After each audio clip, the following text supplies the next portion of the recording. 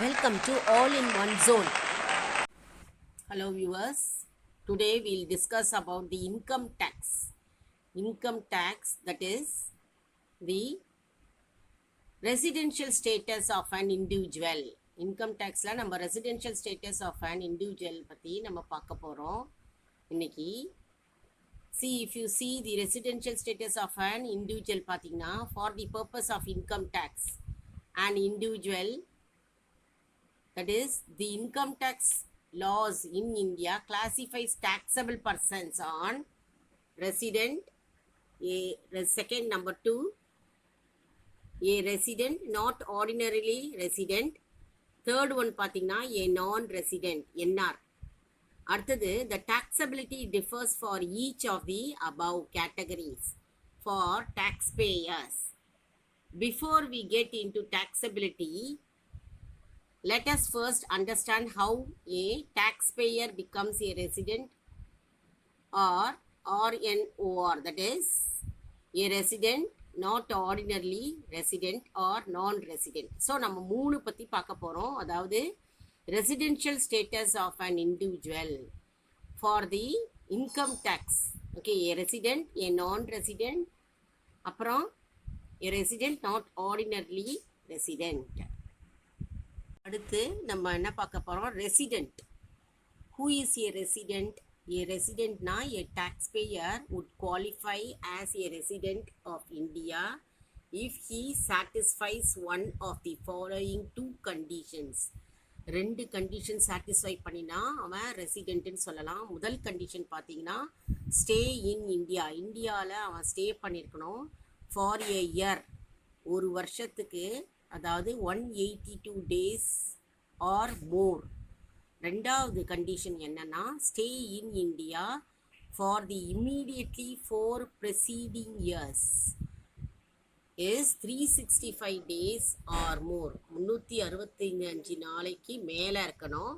And 60 days, 60 நாளைக்கு மேலே or more in the relevant financial year.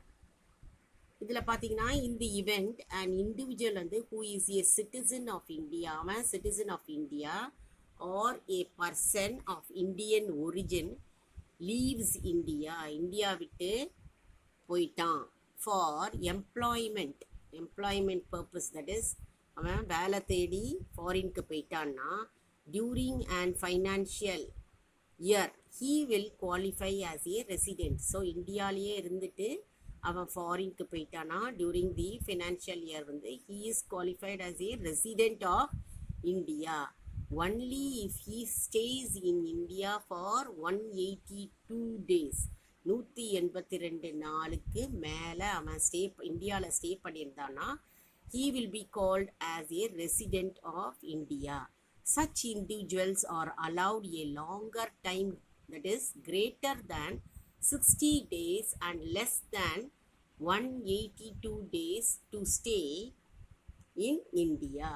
இப்போ பார்த்தீங்கன்னா however from the financial year 2021 the period is reduced to 120 days or more for such an individual whose total income, அவனுடைய total income வந்து other than foreign sources exceeds rupees 15 lakhs, 15 லட்சத்துக்கு மேலே இருந்ததுன்னா, அதாவது 120 days வந்து அவனை we can say him he is a resident. So these two conditions should be followed as a resident if he is a resident. அடுத்து பார்த்தீங்கன்னா இந்த map பாருங்கள். இந்த மேப் வந்து உங்களுக்கு கிளியராக தெரியும். மேப் பார்த்தீங்கன்னா period of stay in India in current financial year and residential status 182 days or more வந்து இருந்ததுன்னா ரெசிடென்ட்னு சொல்லலாம்.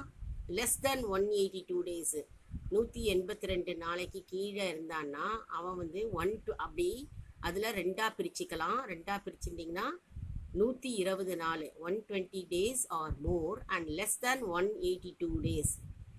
அந்த கண்டிஷனில் பார்த்தீங்கன்னா அவன் வந்து Indian citizen or person of Indian origin, Indian citizen சொல்லலாம் அவனை, பர்சன் ஆஃப் இந்தியன் ஒரிஜின் சொல்லிக்கலாம். அதே மாதிரி income less than 15 lakhs or income other than foreign source.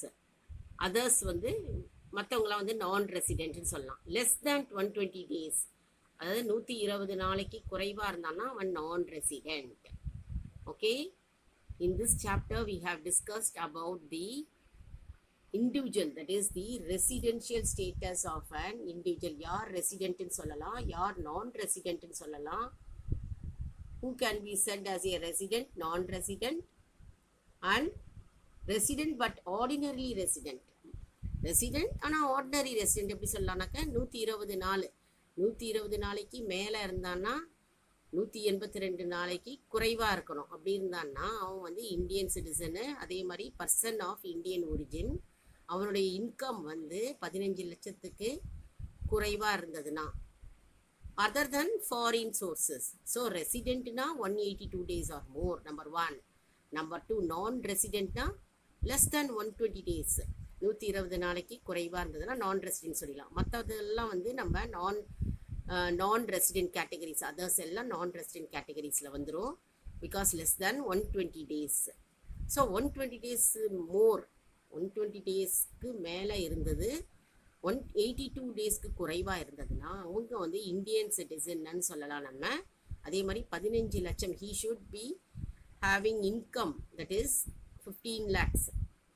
So other than foreign source, he can be said as a resident but not ordinarily resident. So இந்த map வந்து உங்களுக்கு கிளியராக இருக்கும் about the income tax, about the resident, non-resident or resident but not ordinary resident. This income tax first introduction chapter, that is the individual status of an individual, will be useful to you all. You don't keep it to yourself, you just share to your friends and relatives. Okay, if you have any doubts, you comment me in the comment box. Okay, subscribe to my channel for the latest videos, because daily I'll be posting videos. Thanks for watching. If you like this video, give a like, subscribe to this channel and also share to your friends and relatives. Thank you.